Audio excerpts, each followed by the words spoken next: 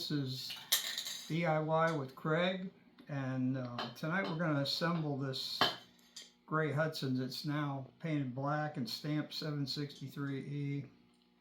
And I don't remember if we did the video, but I know we didn't film the painting, but the stripped down body was washed, and you know, we touched up where the holes got drilled, and I had to file with some gray primer and then wet sanded a little. And we, you know, where the bare metal was, we spotted it with some gray primer on a tiny brush, you know, just so it wouldn't get everywhere. But what it was painted with was this.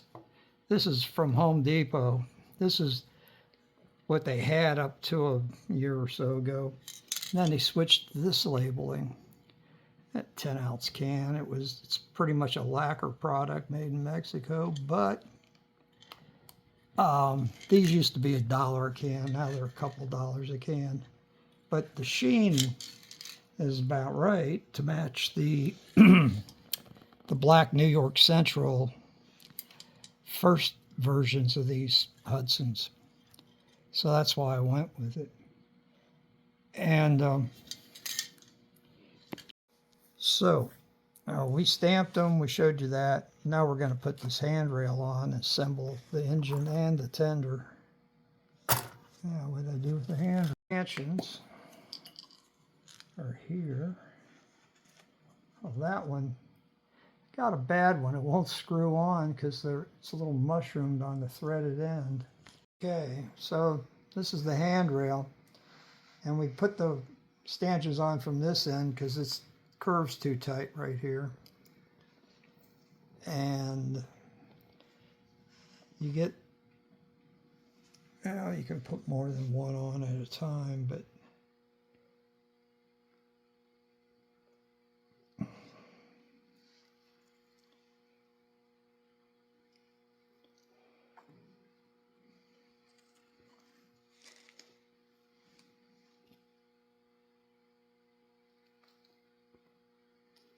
like stringing beads. The holes are tiny, can't hardly see them.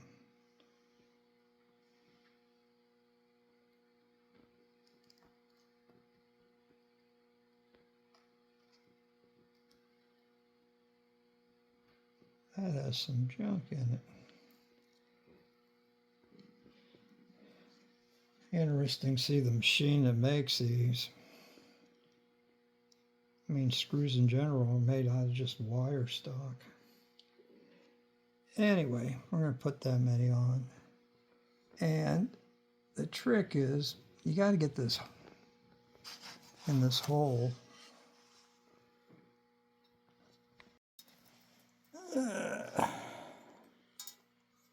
Jeez.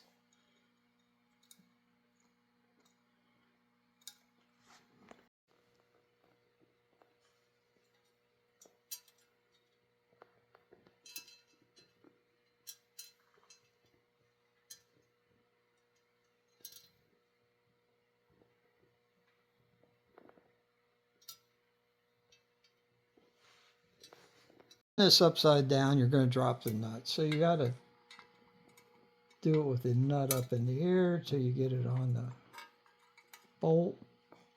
And once it's on the bolt, you can play with it. These angles are not great.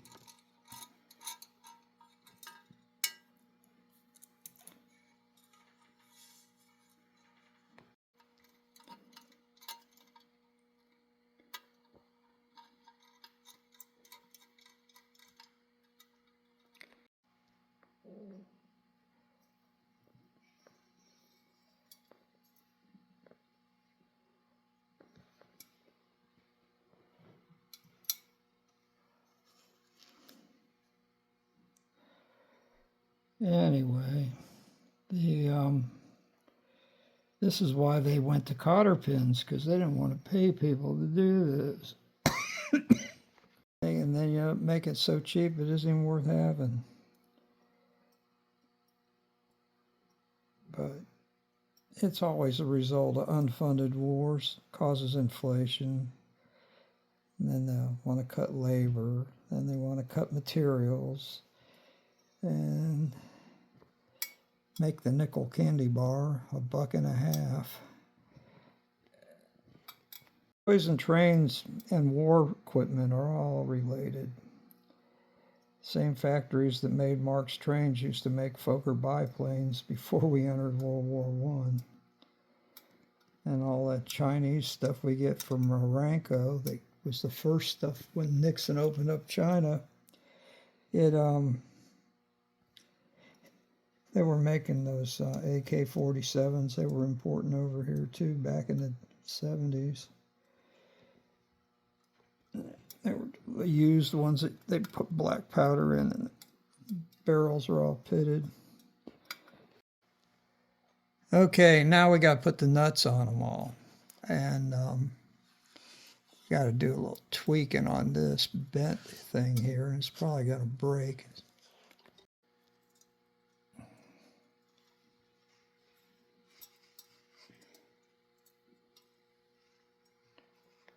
The front ones go in a lot easier because it's wider.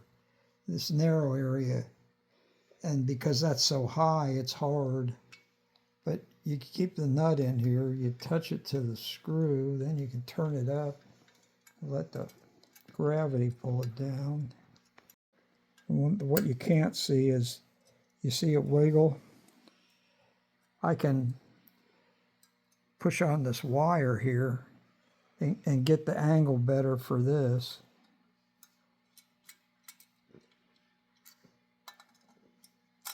These aren't tight yet, they're just almost on. I think there's enough wire, I didn't have to replace the wire. But I got stainless welding wire for a wire feed roll welder, and it will make good handrails. I think it's like 0.035, or it might be 0.03, but it's a little thinner than the railing they put on the post-war Jeeps, but it's pretty close to this. This wire isn't stainless, so the stainless is a little more hard, and it's stronger.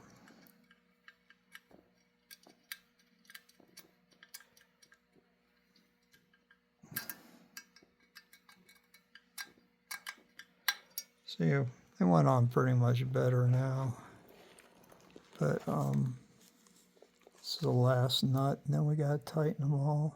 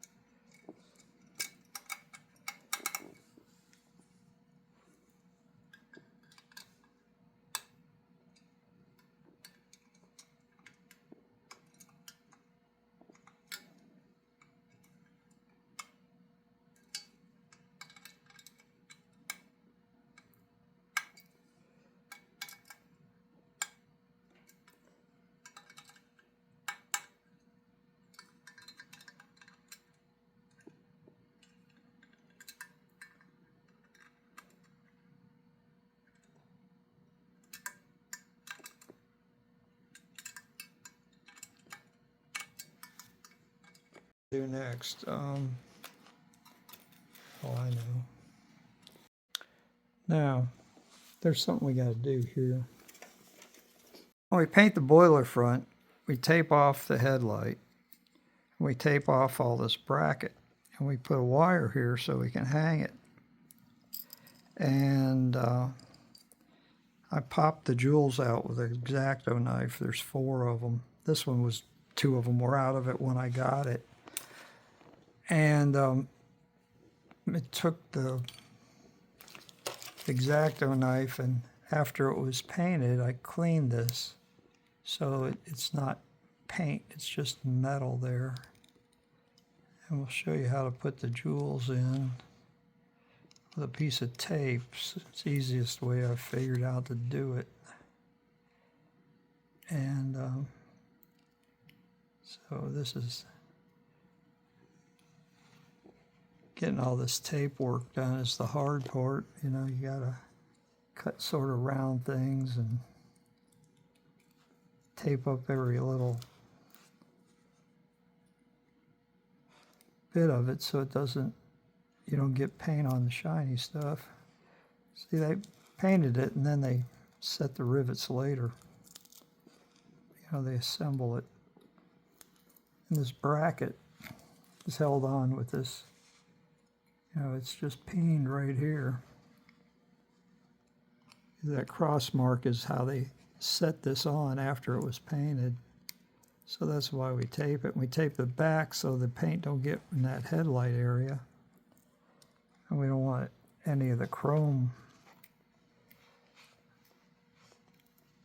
painted. So see, you do a good job taping and you can't tell that it wasn't disassembled.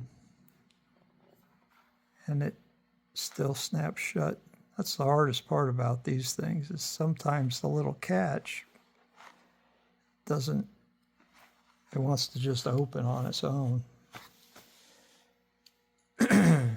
So, tiniest brush like this, and you can hide the little chigger marks because the paint will be a dead-on match.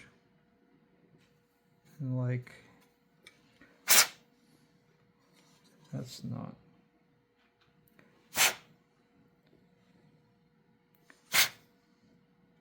So, a bell bracket.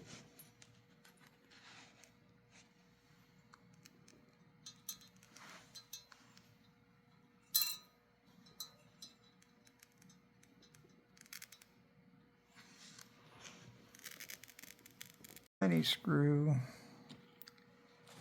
Where's my tiny screws? This is got this one's working on HO trains, and it's the easiest way to deal with this stuff. You can just get it to turn a couple turns and you can screw it in.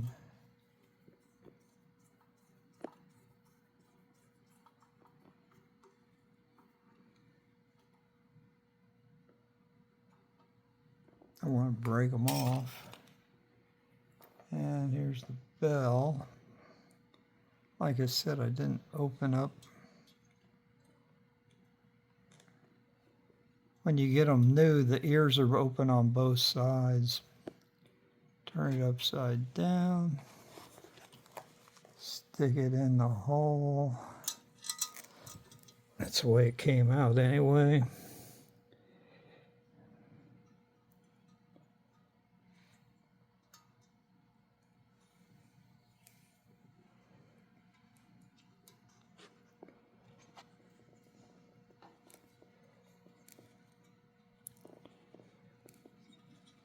Like that. And then you close the ears back up on this.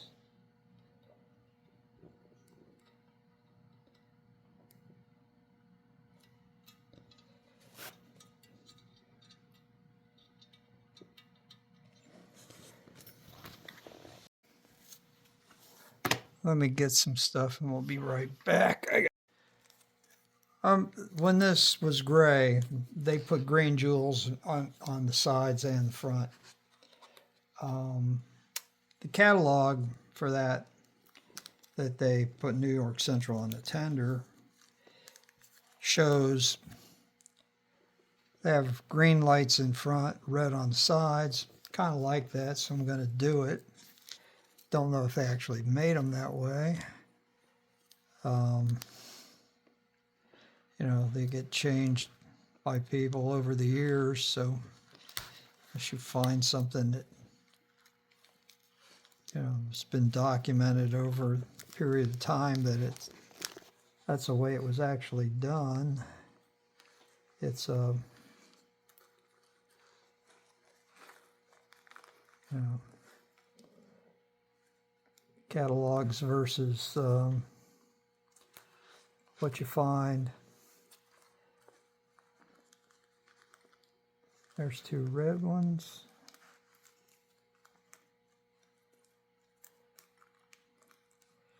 Now these jewels, they tend to, hopefully we got some that are correct. They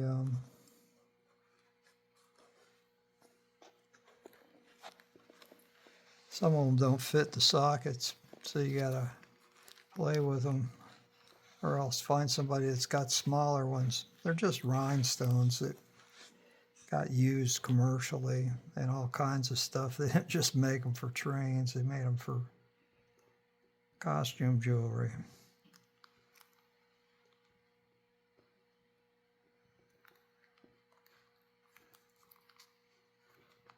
Kinds of ways, but I found it's easier just to pick it up with a piece of tape. And you don't want to get too much of this glue on there, so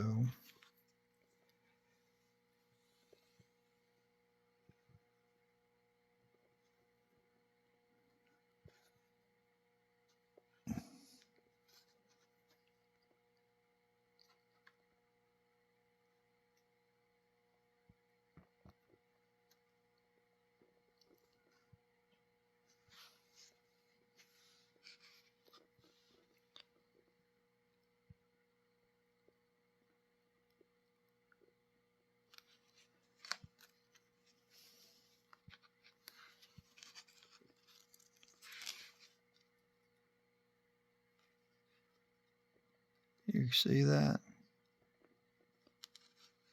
So you get it in there, you push it in flat, and then you sort of slide the tape off. Tape grabbed it too hard.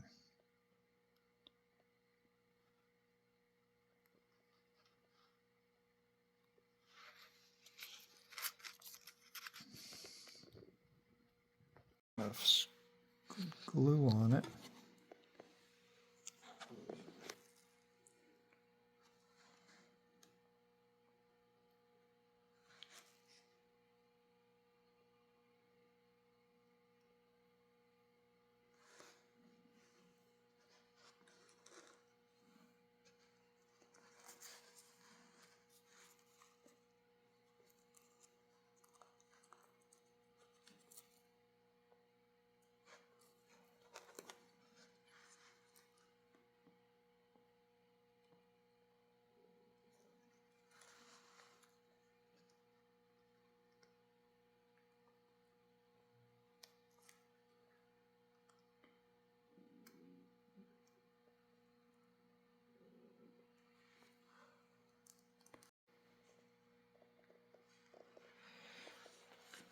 If you don't get, see, if you put too much glue in there and you do this, you'd end up with it on your finger.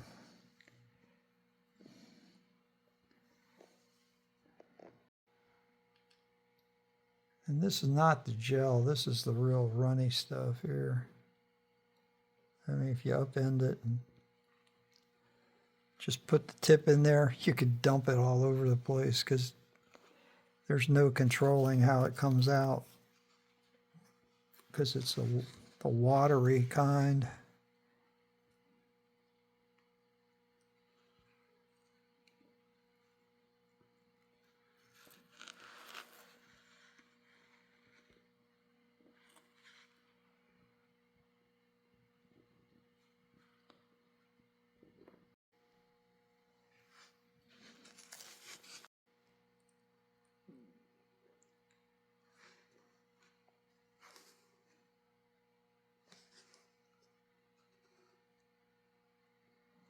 Now that's about the wettest one I did.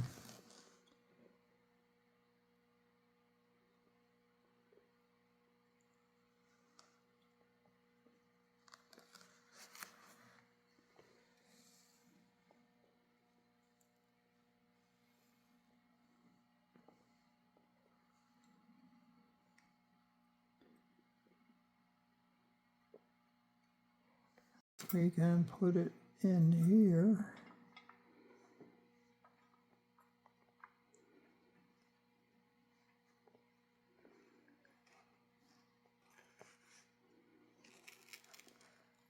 And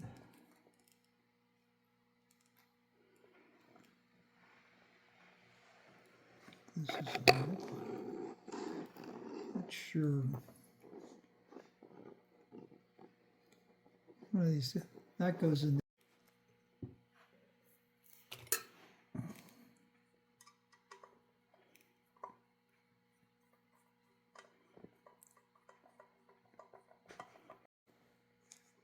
Something said to be having a clean workbench, but if I got so many projects going, you can lose stuff on the bench. Now, I'm going to get the chassis and we're going to put it in there. Not many screws left to hold it. And, oh yeah, hole right here. Right there. And we got to put a ring on it next to it. And it has to be long enough.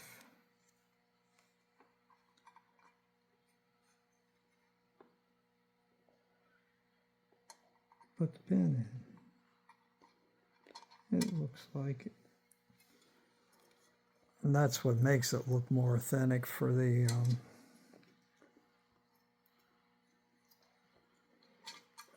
pre-war. But like I said, if we put this drawbar on, makes life easy. This one's supposed to be the most look like the old one. So we're going to take this off, this post-war drawbar. Spacer, and it's got another thing on it. I take that off to get the drawbar off.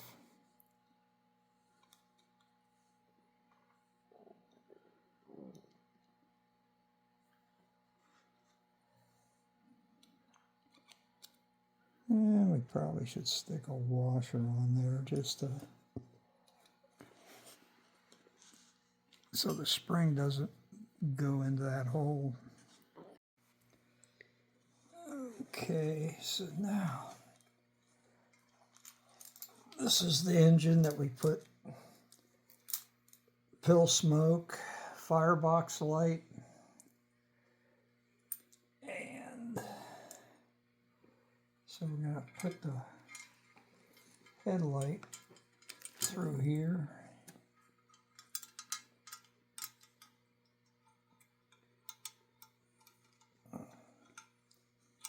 Clip it in.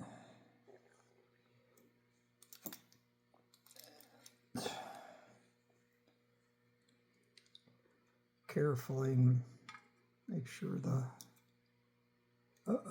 where did the felt go? That's always a problem.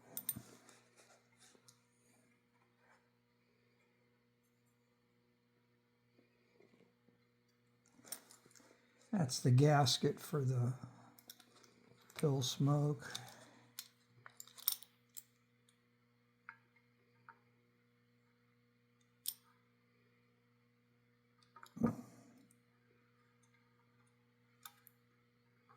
Gotta watch all the wires. Oh.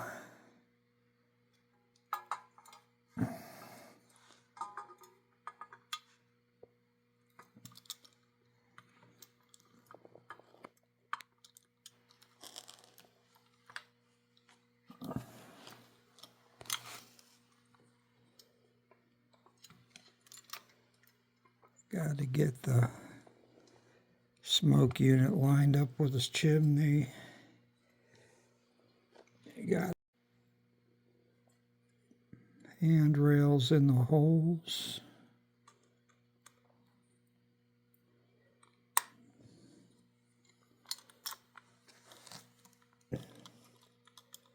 Before we screw anything down, the round hole goes up, the square hole goes down, and they go like right here. You gotta lift these up to get them in.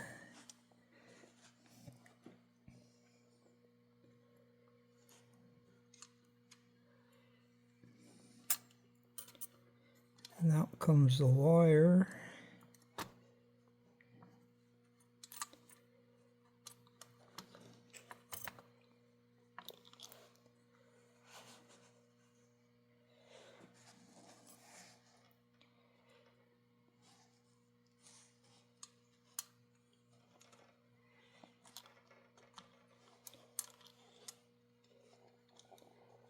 Now it's about the chimney not lining up and all that other stuff.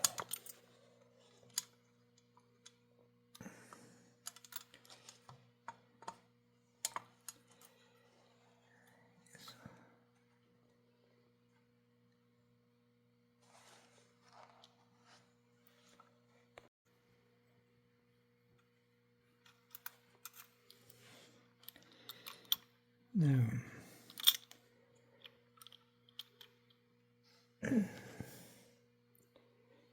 this screw goes through the pilot and holds the boiler on in the front.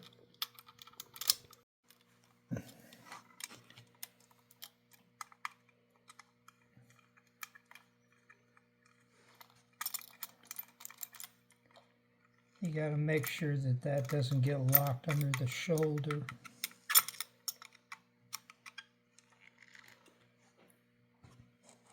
These two screws go here. They're Phillips. We get everything tight. See, it's gotta be just right. The handrail's gotta go in the holes. You can do that from the top.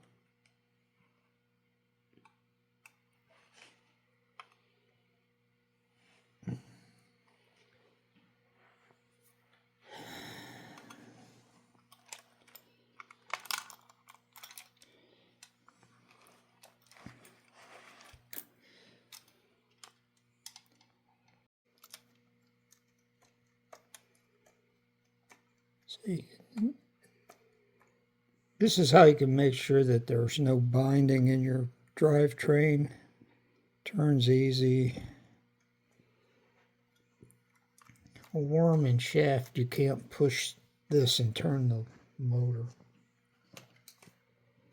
And then this, we took the drawbar out, stuck the pins back in, and we used a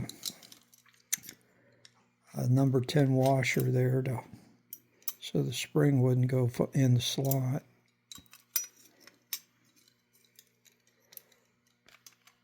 And this 2 detent holes, the little bitty screw goes there.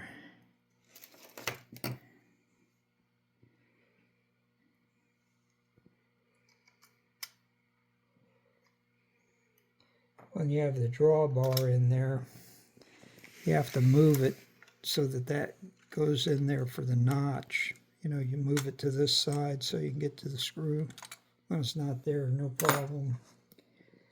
This would have gone through that and the drawbar, but now there's no drawbar.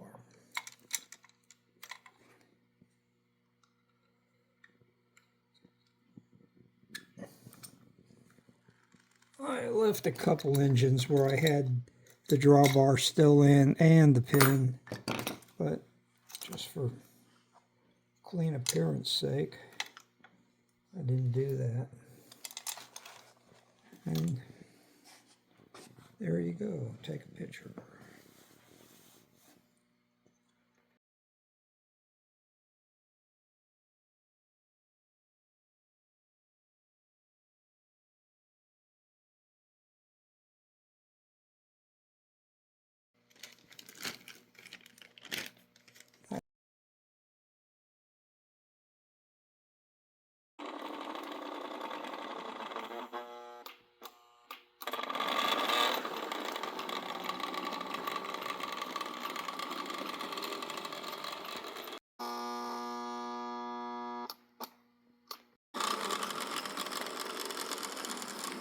See?